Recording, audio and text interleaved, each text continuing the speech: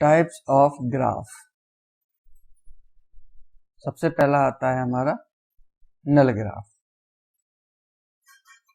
A graph which contains only isolated node. Isolated node का मतलब ऐसा नोड जिसकी कोई भी एज ना हो, उसको बोलते हैं नल ग्राफ। जैसे कि ये इसमें V1, V2, V3, V4 ये सारी एज आपकी कनेक्टेड नहीं है, तो इसको हम लोग बोलते हैं नल ग्राफ। ठीक है। अब देखिए कंप्लीट ग्राफ। कंप्लीट ग्राफ हम उसको कहते हैं जिसमें सारे vertex, every vertex of G is connected with every other vertex, मतलब सारे वर्टेक्स एक दूसरे से कनेक्टेड हों। इसमें देखिए दो ही वर्टेक्स हैं तो ये दोनों आपस में कनेक्टेड हैं। इसमें 3 वर्टेक्स हैं, तीनों आपस में कनेक्टेड हैं। इसमें 4 वर्टेक्स हैं, चारों आपस में कनेक्टेड हैं। ठीक है ना। ये देखिए 5, पांचों आपस में कनेक्टेड हैं। K6 इसमें 6 सारे नोड आपस में कनेक्टेड हैं। K7 तो 7 नोड, इनका नाम इसी तरीके से दिया गया है K2, K3, K4, K5, K6, K7। मतलब K6 की अगर हम बात करें तो 6 नोड हैं जो कि आपस में कनेक्टेड है। इसमें नंबर ऑफ एजेस फिक्स होती हैं। अगर आपकी n नंबर ऑफ नोड्स हैं तो नंबर ऑफ एजेस होंगे n(n-1/2). That is called complete graph. अब देखिए रेगुलर ग्राफ। ऐसा ग्राफ जिसकी सारे वर्टिसेस की डिग्री इक्वल हो उसको हम लोग बोलते हैं रेगुलर ग्राफ। जैसे ये देखिए इसमें हर किसी की डिग्री 4 है, 4 रेगुलर, जितनी डिग्री उतनी रेगुलर। 5 होगी सभी की तो 5 रेगुलर। इस नोड की भी डिग्री 4 है, इसकी भी डिग्री 4 है, आप देख सकते हैं इसकी भी डिग्री 4 है, इसकी भी डिग्री 4 है, इसकी भी डिग्री 4 है। तो इक्वल डिग्री अगर होती है तो उसको हम लोग बोलते हैं रेगुलर ग्राफ। प्लेटोनिक ग्राफ, जो प्लेटोनिक सॉलिड्स होते हैं उनको हम लोग बोलते हैं प्लेटोनिक ग्राफ। जैसे टेट्राहेड्रॉन, आइकोसाहेड्रॉन, है ना। ये देखिए डोडेकाहेड्रॉन, ऑक्टाहेड्रॉन, क्यूब। तो ये हमारे जो प्लेटोनिक सॉलिड होते हैं उनको हम लोग बोलते हैं platonic graph. Cycle, cyclic graph जिसकी लेंथ जो होती है CN, इसका मतलब होता है 3 साइकिल, 4 साइकिल और 5 cycle of length n is a connected graph which consist of n vertices V1, V2, V3 dot dot dot Vn। जैसे देखिए 3 साइकिल है तो 3 वर्टेक्स हैं इसमें और ये क्लोज्ड होने चाहिए। ग्रेटर इनकी जो नंबर ऑफ वर्टिसेस होने चाहिए वो ग्रेटर देन इक्वल टू 3 हो सकते हैं, क्योंकि 2 में तो क्लोज बनेगा नहीं। 4 साइकिल 1, 2, 3, 4 नोड के साथ साइकिल है। 5 साइकिल तो 5 नोड के साथ ये 5 साइकिल है, तो इसको बोलते हैं हम लोग साइकिल। अब देखिए साइकिल के साथ व्हील, व्हील भी साइकिल को हम लोग CN से रिप्रेजेंट करते हैं और व्हील को WN से। इसमें जो नोड होंगे वो ग्रेटर देन 3 होंगे। सिंपल सा कॉन्सेप्ट है, ऑब्टेन्ड फ्रॉम CN मतलब साइकिल से डिनोट ऑब्टेन किया जाएगा by adding a vertex V inside CN and connected it to every vertex in CN। मतलब इन साइकिल्स में कोई एक वर्टेक्स अंदर कहीं कनेक्ट किया जाएगा जो कि सभी दूसरे वर्टेक्स से कनेक्टेड होगा। जैसे ये देखिए 3 साइकिल था, इसमें बीच में एक ये नोड लिया जो कि सभी से कनेक्टेड हुआ है। ये इससे भी कनेक्टेड है, इससे भी कनेक्टेड है और इससे भी कनेक्टेड है। ये देखिए C4 में मैंने लिया था तो 4 वर्टेक्स कनेक्टेड थे, सेंटर में मैंने एक नोड लिया जो कि सभी से कनेक्टेड है। ऐसे इन 5 में मैंने एक कनेक्ट किया बीच में जो कि सभी से कनेक्टेड है, तो इसको बोलेंगे W4 क्योंकि 4 वर्टेक्स हैं, W5 क्योंकि 5 वर्टेक्स हैं, W6 क्योंकि 6 वर्टेक्स हैं। तो ये ग्रेटर देन 3 हो जाता है।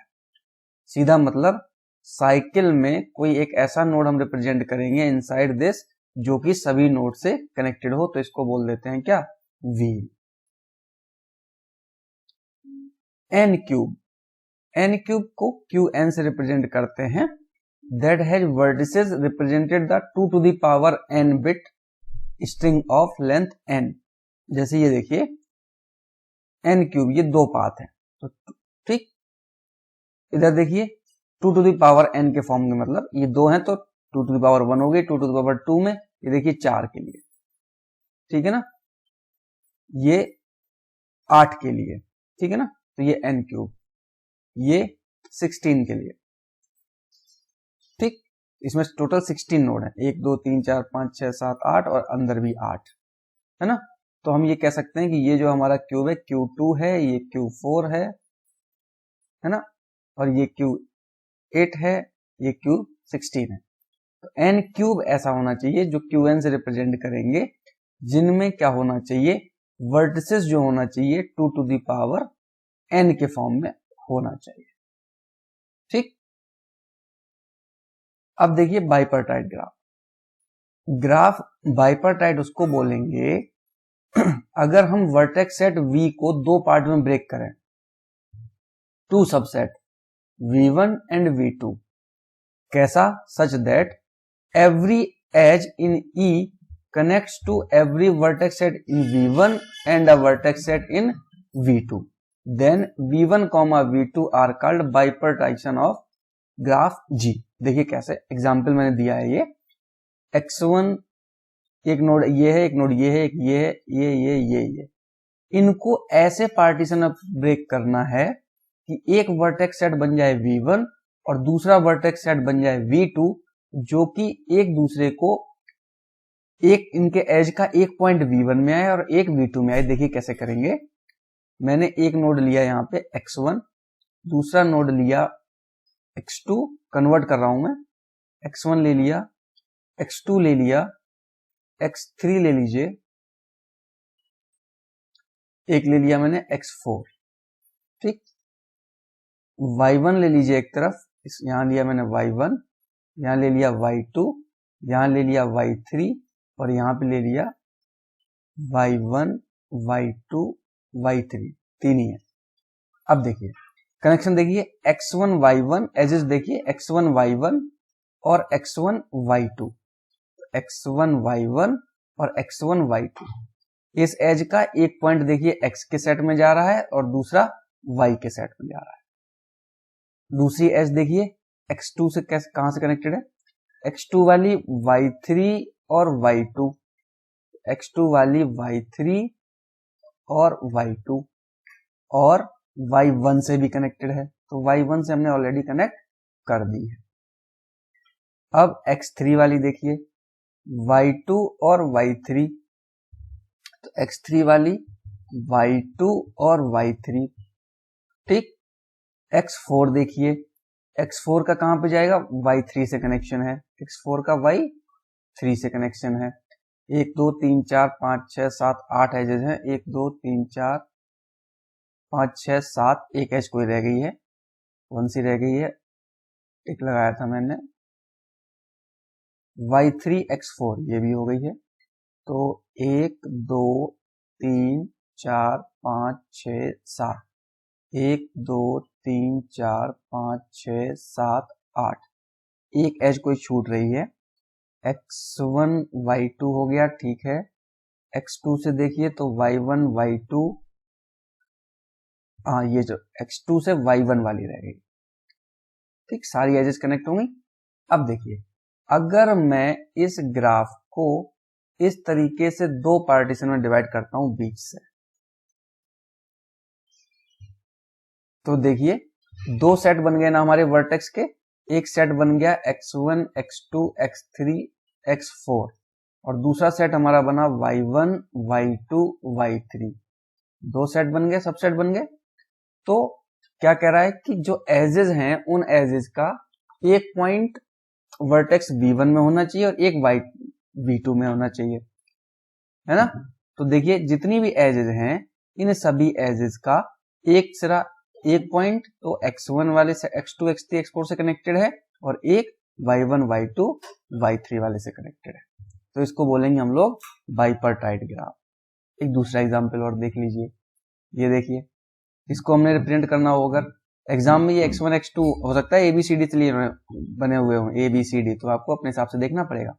यहाँ देखिए मैं क्या करता हूं, x1 x2 x3 और x4, कुल मिला के इस ग्राफ को मुझे इस तरीके के पार्टीशन में कन्वर्ट करना है, ठीक है ना। तो देखिए हम कर देते हैं, x1 इधर लिया, x2 इधर लिया, x3 इधर लिया, x4 इधर लिया, इसके बाद y1 इधर लिया, y2 इधर लिया, y3 इधर लिया, y4 इधर लिया, ये दो पार्टीशन बन गए।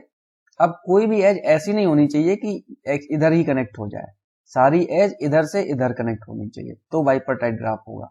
अब देख लीजिए x1 से कैसे कनेक्टेड है, x1 से y2, ठीक है, x1 से y1, तो x1 से y1, x1 से y4, तो x1 से y4, ठीक है, x2 से देखिए, x2 से y1, x2 से y1, x2 से y2, x2 से y2, x2 से y3, x2 से y3, x2 से और कोई नहीं, x3 से देखिए अब, तो y4, y2 और y3, y2, y4 और y3, x4 से देखिए y3, y4 और y1, ये तीन कनेक्टेड है ना, तो x4 से y3,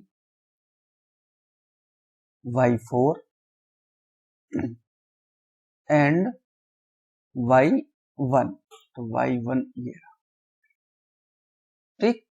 तो अब देखिए इसको मैं दो पार्ट में डिवाइड कर दूं अगर पूरे ग्राफ को, तो देख लीजिए आप, सारी की सारी एजेस का एक पॉइंट ऊपर वाले सेट में है, सबसेट में है, और एक नीचे वाले सबसेट में, तो ये भी हमारा बाइपर्टाइट ग्राफ होगा। अब बाई लक ये जो एग्जांपल मैंने लिया इसकी नंबरिंग x1 y1 से है, एग्जाम में आपको नंबरिंग ऐसे भी मिल सकती है कि इसकी numbering a b c d e f g h, तो आपको इस तरीके से सोचना पड़ेगा, बनाना पड़ेगा, कन्वर्ट करना पड़ेगा कि उसका एक पार्टीशन ऊपर जाए और एक पार्टीशन नीचे को आए, तो ये होता है कंप्लीट बाइपर्टाइट ग्राफ। अब देखिए कंप्लीट बाइपर्टाइट ग्राफ क्या होता है। कंप्लीट बाइपर्टाइट ग्राफ का मतलब ये है, अगर उसमें एक तरफ एक सेट में m वर्टिसेस हैं और दूसरे में n वर्टिसेस हैं, तो हम लोग उसको रिप्रेजेंट करते हैं इस तरीके से km, n, ठीक, जिसमें v1 में m वर्टिसेस और v2 में n वर्टिसेस, और एजेस जो होंगी जाहिर सी बात है एक सेट v1 में जाएगा और एक सेट v2 में जाएगा, तो सारे वर्टेक्स की कनेक्टिविटी हो, मतलब v1 के सारे वर्टेक्स v2 के सारे वर्टेक्स से कनेक्टेड हो। जैसे ये देखिए, इसमें ये इससे भी कनेक्टेड है, इससे भी कनेक्टेड है और इससे भी कनेक्टेड है, तीनों नोड से कनेक्टेड है। ये वाला देखिए इससे भी कनेक्टेड है, इससे भी कनेक्टेड है और इससे भी कनेक्टेड है।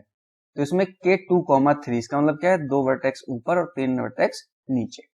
ये देखिए 2,4, ये वर्टेक्स सभी से कनेक्टेड है, ये सभी से कनेक्टेड है, तो v1 में दो एलिमेंट और इसमें 4, तो ये हो गया k2,4, ये हो गया k3,3, क्यों, ऊपर भी तीन वर्टेक्स और नीचे भी तीन वर्टेक्स कनेक्टेड सभी में होने चाहिए। ये कंप्लीट नहीं था, क्यों, क्योंकि देखिए इसमें x1 y1 से कनेक्टेड था, y2 से कनेक्टेड था, बट y3 से कनेक्टेड नहीं था। तो यही कहता है कंप्लीट बाइपर्टाइट ग्राफ कि वर्टेक्स सेट v1 में जितने वर्टेक्स हैं वो वर्टेक्स सेट v2 के सभी वर्टेक्स से कनेक्टेड होने चाहिए। रिप्रेजेंटेशन ऐसे लिखा जाता है जैसे मैंने लिखा k3,5, इसका मतलब क्या है कि ऊपर 3 वर्टेक्स होंगे और नीचे 5 वर्टेक्स होंगे, ठीक है ना। अगर ये लिखा गया केवल k5, इसका मतलब ये है कि ये कंप्लीट ग्राफ है 5 वर्टेक्स। देखिए मैंने ऊपर ही टर्मिनोलॉजी बताई थी जब मैंने आपको कंप्लीट ग्राफ बताया था, ये लिखा हुआ है, अगर k2 k5 लिखा हुआ है इसका मतलब क्या है कि इसका k6 6 नोड का कंप्लीट ग्राफ है, तो इसमें मिस्टेक मत करिएगा। अब देखिए इसमें कुछ पॉइंट्स, अगर कोई ग्राफ k1, n है, तो 1, n का मतलब ऊपर एक और नीचे कई सारे, तो ये सभी से कनेक्टेड होगा, ठीक, तो इसको हम लोग बोलते हैं स्टार ग्राफ, है ना। Complete bipartite graph km, n जरूरी is not a regular graph, क्यों, क्योंकि m और n का इक्वल होना कोई जरूरी नहीं है। रेगुलर ग्राफ क्या होता है, ऐसा वर्टेक्स जिसकी डिग्री इक्वल हो,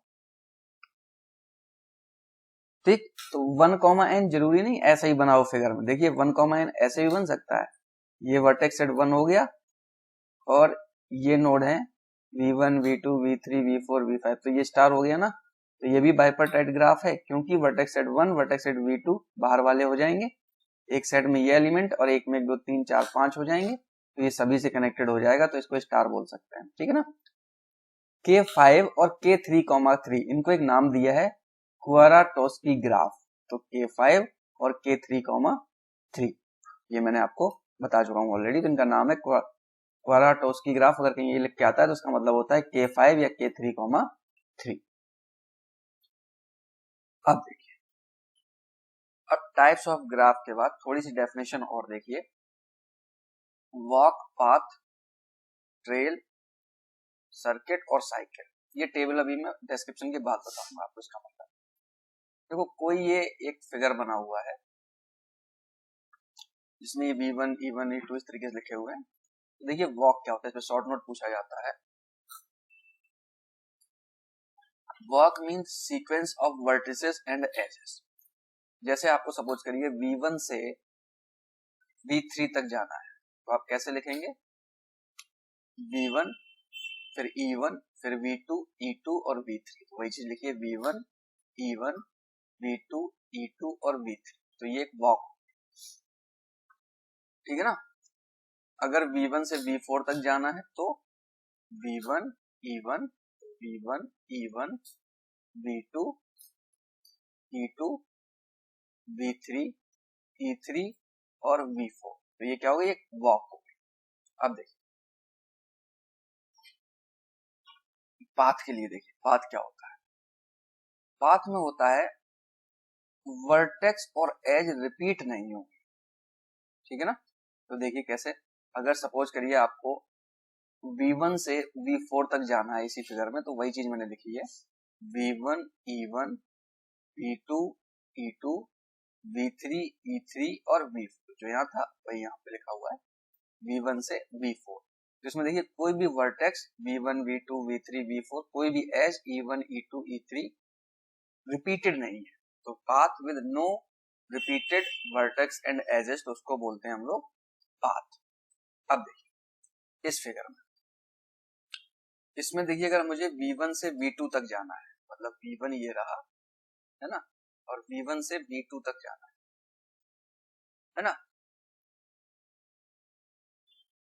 अगर मैं लिखता हूं V1 E1 V2 V1 E1 V2, आगे चला जाता हूं मैं E4 V5 E4 V5, फिर यहां से चला E5 और V4 E5 V4। अगर सही ना दिख रहा हो तो पिक्चर क्वालिटी बढ़ा लीजिएगा, आपको सही दिख जाएगा, है ना।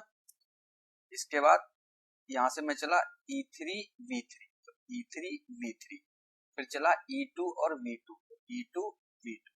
तो हम लोग कैसे हुए, ऐसे फिर ऐसे, ये गया फिर ये गया फिर ये गया फिर ये यहाँ तक।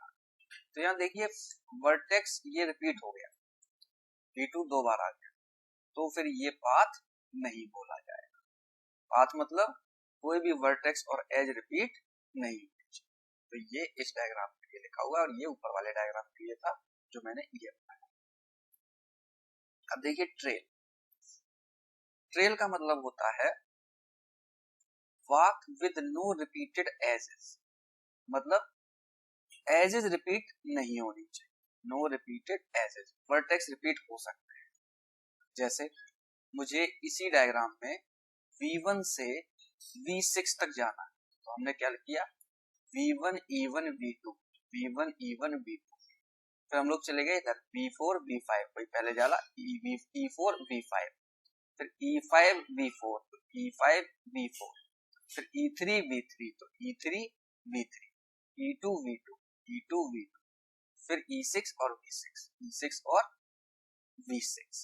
तो V1 से कहा चले, V1 से शुरुआत की थी V6 तक गए, तो इसमें देखिए कोई भी एज रिपीट नहीं है, E1 E4 E5 E3 E2 E6 सारी एज अलग अलग है।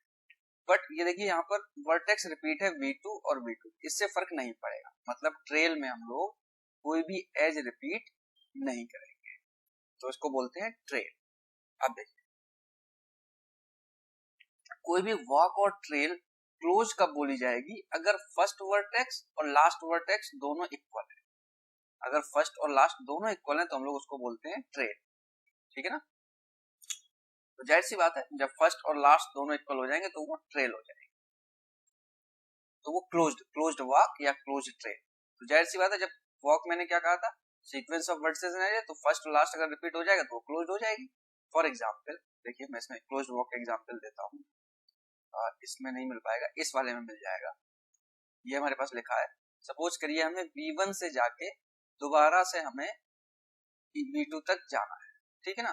तो पूरा का पूरा फिगर यही रहेगा, हमें V1 से, अभी हम V1 से V6 गए थे ना, अब हम क्या करते हैं V1 से V1 पे ही आना है, तो फिर V1 से V1 तक जाएंगे तो वो क्लोज्ड हो जाएगी। तो कहने का मतलब ये है कि अगर फर्स्ट वर्टेक्स और लास्ट वर्टेक्स दोनों इक्वल हो जाएंगे तो उसको बोलते हैं क्लोज्ड वॉक या क्लोज्ड ट्रेल, ठीक। बट एजेस इसमें रिपीट नहीं होंगी ट्रेल में। वॉक में कुछ भी हो सकता है, ठीक है ना, वॉक फ्री होता है, वॉक मतलब walk.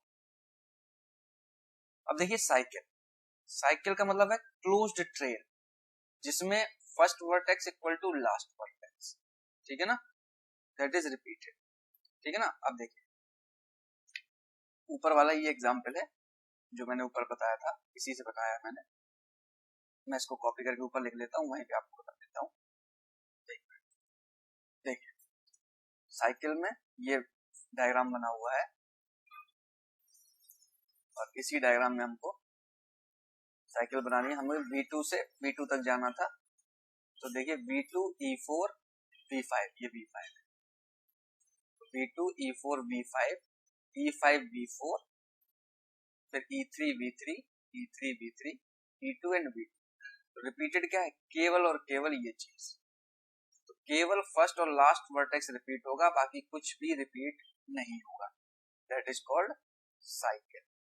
Graph is acyclic if does not contain any cycle, अगर किसी ग्राफ में कोई भी साइकिल नहीं है तो उसको हम लोग बोलते हैं असाइक्लिक, ठीक है। अब सर्किट क्या होता है, circuit is a closed trail that is circuit has no repeated edges but have repeated vertices. Circuit में क्या होगा, एजेस रिपीट नहीं होंगी बट वर्टिसेस रिपीट हो सकती है। देखिए ये फिगर बना हुआ है, इसमें हम H से स्टार्ट किए हैं और H तक जाएंगे, तो सर्किट क्लोज टेल का मतलब यही है कि फर्स्ट और लास्ट तो रिपीट होगा ही, है ना। देखिए H से हम लोग गए E4 तक, H से E4, फिर B E7, फिर C, फिर E9 D, है ना, E9 D, फिर E11 E, फिर E10 F, E8, फिर इधर आ गया C, है ना, C, फिर E6 और फिर E5 और फिर H। तो यहाँ देखिए क्या है, हमारी जो एजेस है, एजेस रिपीट नहीं होगी। देखिए आप E4, E7, E9, E11, E10, है ना, E8, E6, कोई E5, कोई भी एज रिपीट नहीं है, वर्टेक्स रिपीटेड हो सकते हैं। तो सर्किट में आपकी एजेस रिपीट नहीं होंगी बट वर्टेक्स रिपीटेड हो सकते हैं। तो ये मैंने आपको शॉर्ट करके बताया। अब देखिए टेबल में देख लेते हैं समझ, उससे आपको समझ में आ जाएगा, इसको आप याद रखिए। पाथ जो होगा उसमें रिपीटेड एज नहीं होंगे, वर्टेक्स भी रिपीट नहीं होंगे और ये ओपन होता है। ओपन मतलब फर्स्ट और लास्ट वर्टेक्स कॉमन नहीं होंगे, तो ओपन रहेगा। सिंपल साइकिल अगर कही जाए तो एज रिपीट नहीं होंगी, रिपीटेड वर्टेक्स केवल first and last, first and last अगर रिपीटेड हो गया तो ये क्लोज है। ट्रेल में एज रिपीटेड नहीं होती है, रिपीटेड वर्टेक्स अलाउ होते हैं, वर्टेक्स रिपीट हो सकते हैं, ये ओपन भी हो सकता है और क्लोज भी हो सकता है। सर्किट में रिपीटेड एज नहीं होती है, वर्टेक्स रिपीट करना अलाउ हो सकते हैं, ये क्लोज होती है। साइकिल हमेशा क्लोज होती है, साइकिल भी क्लोज होती है, सर्किट भी हमेशा क्लोज होता है। रिपीटेड एज नहीं होंगी, इसमें वर्टेक्स रिपीटेड हो सकते हैं, भाई क्लोज है तो रिपीट करना ही पड़ेगा, ये क्लोज होती है। वॉक में एज भी रिपीटेड कर सकते हैं, वर्टेक्स भी रिपीटेड कर सकते हैं, ये ओपन हो सकती है और क्लोज। तो ये इसकी समरी हो, मैंने जैसे बताया वॉक में सिंपल वॉक होती है, पाथ में वर्टेक्स और एज कोई भी रिपीट नहीं होगा, ट्रेल में एज रिपीट नहीं होंगी, सर्किट में एज रिपीट नहीं होंगी और साइकिल में एज रिपीट नहीं, ठीक है ना। ट्रेल, सर्किट और साइकिल में वर्टेक्स रिपीट हो सकते हैं, और अगर सिंपल साइकिल नाम दिया जाए तो इसमें फर्स्ट और लास्ट वाला हमारा रिपीट हो सकता है, बाकी कोई भी वर्टेक्स रिपीट नहीं होगा। ये हो गई समरी। अब देखिए दो चीज और पूछा जाता है, यूलेरियन ग्राफ क्या होता है। ग्राफ विद यूलर सर्किट, अगर किसी में यूलर सर्किट है तो हम लोग बोलते हैं उसको यूलर ग्राफ। अब यूलर सर्किट क्या होता है? A circuit in a connected graph is called Euler circuit. अगर इसमें क्या है, इट कंटेन्स, ये बात ध्यान रखने वाली है, every edge of the graph exactly once अगर ट्रेवर्स की जाती है तो, ठीक। देखिए कैसे, ये जो लाइन लिखी है इसको बाद में देखेंगे। ये देखिए फिगर बना हुआ है, हमें यूलर सर्किट हमने फाइंड आउट किया, इसमें वन से स्टार्ट किया मैंने, ठीक है ना। तो नोड आप चाहे तो लिख सकते हैं, पहला वाला ए लिख दीजिए, ए से हम चले A1, फिर B2C, A1B2C, फिर 3D, फिर 4E, ठीक है ना, 4E, 5C तो 5C, 6F तो 6F और 7A, वापस आ गए 7। तो सर्किट है तो क्लोज होना चाहिए, इसलिए मैंने ए लिख लिया, ये है ना। तो इसमें देखिए कोई भी एज हमारी रिपीट नहीं हुई है, every edge graph exactly once. As देखिए, एज मैंने 1 2 3 से नंबरिंग कर रखी है ना, तो 1 2 3 4 5 6 और 7, सारी एज एग्जैक्टली वंस है। तो हम कह सकते हैं कि ये जो है हमारा एक यूलर ग्राफ है। क्यों? क्योंकि इसमें यूलर सर्किट है, ये ए इंक्लूड कर लीजिएगा, है ना। फर्स्ट वर्टेक्स और लास्ट वर्टेक्स रिपीट होगा, ठीक। तो एजेस इसमें रिपीटेड नहीं है, बट ये सर्किट है, इसमें यूलर सर्किट कंटेन करता है, इसलिए ये यूलर ग्राफ होगा। एक चीज और पूछी जाती है, यूलर ट्रेल। यूलर ट्रेल का मतलब, अगर कोई ओपन ट्रेल है और इसमें ईच एज एग्जैक्टली वंस, ठीक है ना, तो हम लोग उसको बोलते हैं क्या, यूलर ट्रेल। ये तो मैंने सर्किट बनाया था, अगर यूलर ट्रेल हो तो उसको क्या क्या बनेंगे, फिर वो ओपन ट्रेल बनेगी, क्लोज नहीं होगी, मतलब फर्स्ट और लास्ट इक्वल नहीं होगा, ओपन ट्रेल बनेगी और उसमें ईच एज एग्जैक्टली वंस, तो इसको हम लोग यूलर ट्रेल भी बोल सकते हैं। तो यूलर ग्राफ की डेफिनेशन सिर्फ इतनी होती है कि उसमें यूलर सर्किट होना चाहिए। Connected graph with an Euler circuit is called an Euler graph. तो इसमें देखिए ये यूलर सर्किट मिला, तो इसलिए ये हमारा यूलर ग्राफ होगा। इसी में आगे एक पूछा जाता है हैमिल्टोनियन ग्राफ। हैमिल्टोनियन ग्राफ क्या कहता है कि जिसमें कि हैमिल्टोनियन साइकिल, उसको बोलते हैं हैमिल्टोनियन ग्राफ। अब हैमिल्टोनियन साइकिल का मतलब क्या है, कनेक्टेड, किसी भी कनेक्टेड ग्राफ में ईच वर्टेक्स, अभी each vertex in a graph exactly once except for starting and ending vertex. अभी मैंने यूलर सर्किट बताया था, यूलर सर्किट में क्या था कि एज रिपीट नहीं होनी चाहिए, और इसमें क्या है, वर्टेक्स रिपीट नहीं होनी चाहिए, ठीक है ना। जैसे ये वाला ग्राफ देखिए आप, इसमें देखिए ए से ए तक जाना है, तो हम कैसे चले हैं, A1B, A1B, इसके बाद 2C, फिर 3D, ठीक, फिर 7E, फिर 6A, 6A, ठीक, यहीं से चले थे यहीं पे आ गए। इसमें देखिए कोई भी हमारा वर्टेक्स रिपीट नहीं हुआ है except starting and ending vertex. देखिए आप A, B, C, D, E, A, तो हम कहेंगे इस ग्राफ में हैमिल्टोनियन साइकिल है, इसलिए ये हमारा हैमिल्टोनियन ग्राफ होगा। एग्जाम में क्वेश्चन डेफिनेशन भी, कुछ एग्जाम में डेफिनेशन भी पूछी जा सकती है, या ग्राफ दिया जाएगा और पूछा जाएगा कि वो हैमिल्टोनियन ग्राफ है या नहीं, तो आप उसमें दिखाएंगे कि हैमिल्टोनियन साइकिल ये एग्जिस्ट कर रही है, इसलिए ये ग्राफ हमारा हैमिल्टोनियन ग्राफ होगा, ठीक। तो आप इन दोनों की समझ लीजिएगा। यूलर ग्राफ में यूलर सर्किट होना चाहिए, यूलर सर्किट की कंडीशन क्या है कि एवरी एज वंस होनी चाहिए, और हैमिल्टोनियन ग्राफ ये कहता है कि हैमिल्टोनियन साइकिल होनी चाहिए। और हैमिल्टोनियन साइकिल क्या होता है, जिसमें कि स्टार्टिंग और एंडिंग वर्टेक्स के अलावा कोई भी वर्टेक्स रिपीट नहीं होना चाहिए।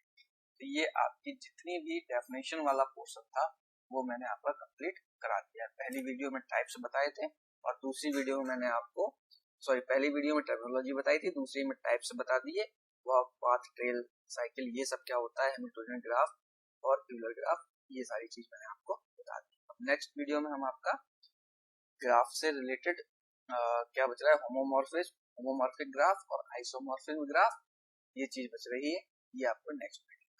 ओके।